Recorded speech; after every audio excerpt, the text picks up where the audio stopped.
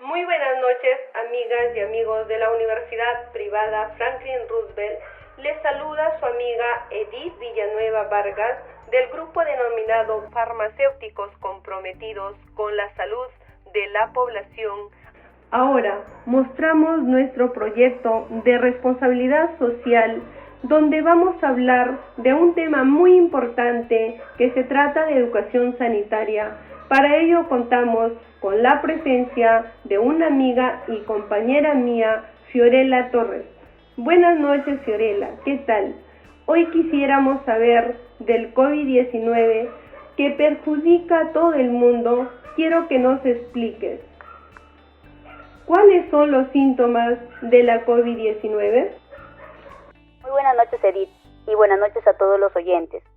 Sí, Edith, cuando hablamos de los síntomas, lo más común es la fiebre, tos y sensación de falta de aire. En algunos casos también puede haber síntomas digestivos como diarrea y dolor abdominal. La mayoría de los casos presentan síntomas leves, sobre todo en niños y adultos jóvenes. En casos más graves, la infección puede causar neumonía, dificultad para respirar, fallo renal e incluso la muerte. Los casos más graves generalmente ocurren en personas de edad avanzada o que padecen de algunas enfermedades crónicas, como enfermedades del corazón, del pulmón y personas inmunodeficientes. Fiorella, ¿cuándo aparecen los síntomas de la COVID-19? El periodo de incubación es el tiempo que transcurre entre la infección por el virus y la aparición de los síntomas de la enfermedad. La mayoría de las estimaciones respecto al periodo de incubación del COVID-19 oscilan entre 1 a 14 días y en general se sitúa al torno a 5 a 6 días. Claro, y también hay que considerar a las personas asintomáticas, que son aquellas personas que tienen la enfermedad pero no presentan síntomas y a pesar de ello pueden contagiar, ya que estamos hablando de los síntomas de la COVID-19. ¿Cuánto tiempo dura? La duración es el tiempo medio desde el inicio de los síntomas hasta la recuperación de 2 semanas cuando la enfermedad ha sido leve y de 3 a 6 semanas cuando ha sido grave o crítica. Ahora, ¿cuáles son los grupos más vulnerables ante este virus?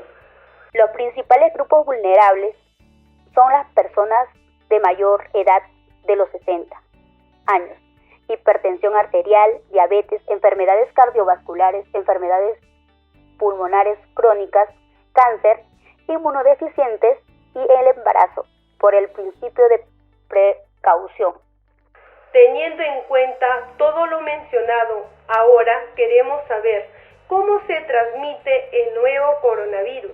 La transmisión es por un contacto estrecho por las secreciones respiratorias que se generan con la tos o el estornudo de una persona enferma.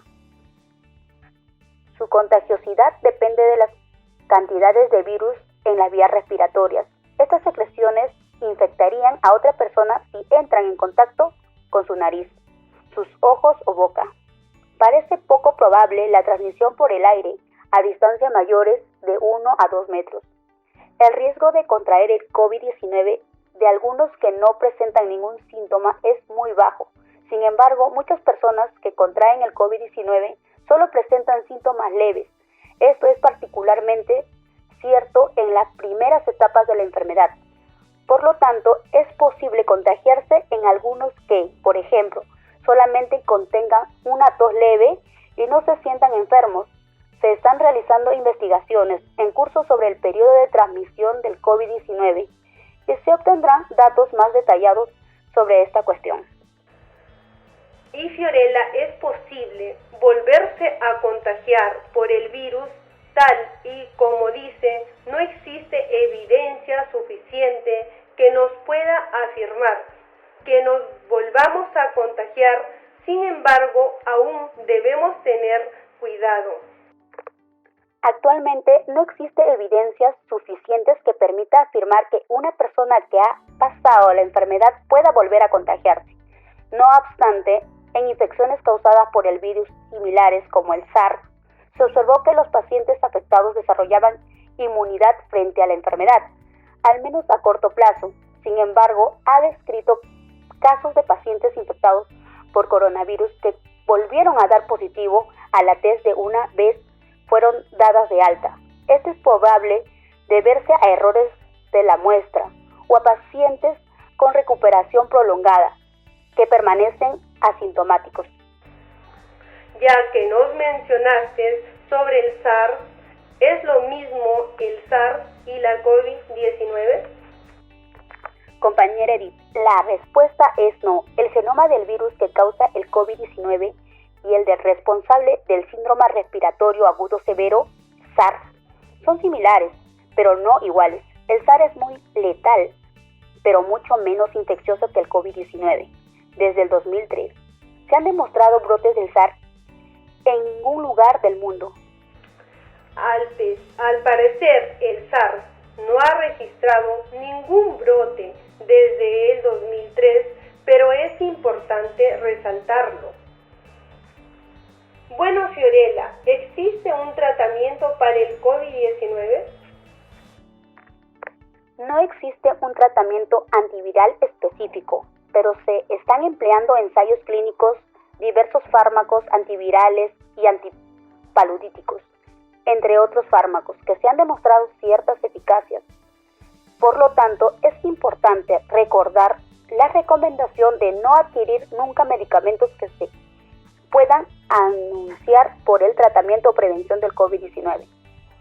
Para el tratamiento de estos síntomas relacionados con el COVID-19, existen muchos tratamientos para ayudar al control de sus síntomas, por lo que la asistencia sanitaria mejorará el pronóstico. Hay que recalcar también que hay muchos medicamentos falsificados suponen un grave riesgo para la salud. Cuando compres medicamentos en internet, hazlo solo a la vez por webs en farmacias autorizadas y registradas. Y teniendo en cuenta algo mencionado por Fiorella, es de que los medicamentos falsificados ponen en gran peligro nuestra salud, así que debemos tener mayor precaución en eso. ¿Tú sabes si existe alguna vacuna para este virus? Por el momento, tampoco se dispone de una vacuna que proteja frente al COVID-19, pero sí están realizando estudios clínicos con diversos candidatos y sería prescindible que un plazo prudente, el tiempo de 1 a 2 años, se autorice alguna vacuna frente al nuevo coronavirus. Por lo tanto, la forma más eficaz de protegerse es seguir las recomendaciones de higiene y distancia. Como por el momento no se dispone ninguna vacuna, serán eficaces los antibióticos para prevenir o tratar el COVID-19. No, compañera Edith, la norma general que debemos recordar es que los antibióticos no son eficaces contra el virus, solo contra las infecciones bacterianas. La COVID-19 está causada por un virus, de modo que los antibióticos no sirven frente a ella. No se deben usar antibióticos como medio de prevención o tratamiento de la COVID-19. Solo deben usar para el tratamiento de una infección bacteriana, siguiendo las indicaciones de un médico. Se está hablando de un antibiótico como la citromicina, como opción de un tratamiento. La citromicina es un antibiótico clásico en el tratamiento de infecciones respiratorias de origen bacteriana, es decir, en las neumonías o bronquitis causada por bacterias. Se trata de esta analizando su utilización contra el COVID-19 por el alto riesgo de infecciones bacterianas asociadas por el efecto antiinflamatorio de este antibiótico. Serán las autoridades sanitarias y los profesionales quienes determinen la utilización de esta u otras opciones terapéuticas. ¿Y qué podemos hacer para protegernos y prevenir la propagación de la enfermedad?